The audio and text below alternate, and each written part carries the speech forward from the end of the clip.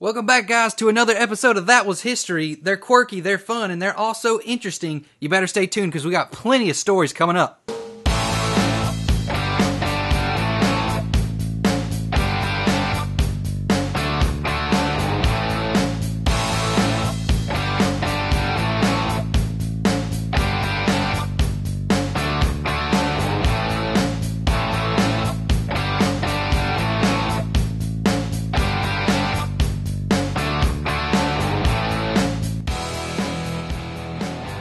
It doesn't take a genius to figure out that the country with the better technology is typically the winner in the war.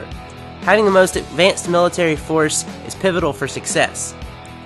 To make my case, take a look at the Battle of the Somme from World War I. On September 15th of 1916, the British launched a major offensive attack against the Germans in France. In order to claim victory, the British used 40 primitive tanks, and this will be done for the first time in history.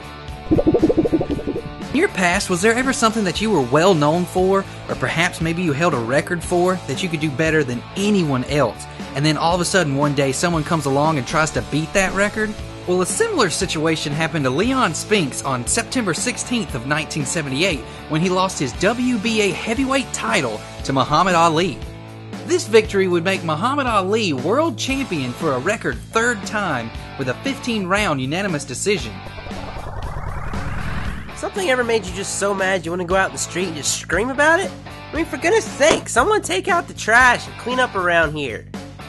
I'm sure we've all felt this way, and this is the same thing that happened on September 17th of 2011.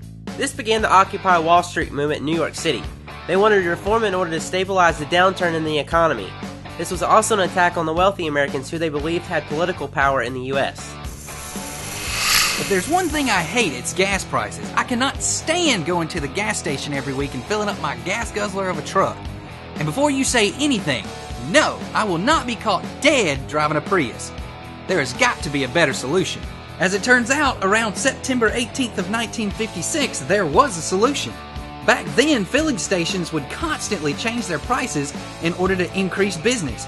But instead of the prices going up, they were constantly going down. And consumers could get a great deal just by shopping around. So just think on this one for a minute. What comes to mind when I say guiding light soap?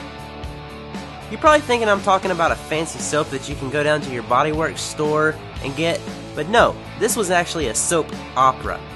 That's right, and on September 19th of 2009, this show would come to an end after being aired for over 60 years.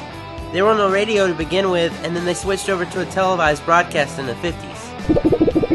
If you're a fan of sports, you're going to like this next story. Every good fan should know the players on their team and should know a good, decent amount of history about their team's background. Take the Pittsburgh Steelers, for instance. Pittsburgh's first appearance in the NFL was on September 20th of 1933. They would face off against the New York Giants, but unfortunately they would lose 23-2. I'm pretty sure their success over the years has made up for this small blunder, however. Hit me!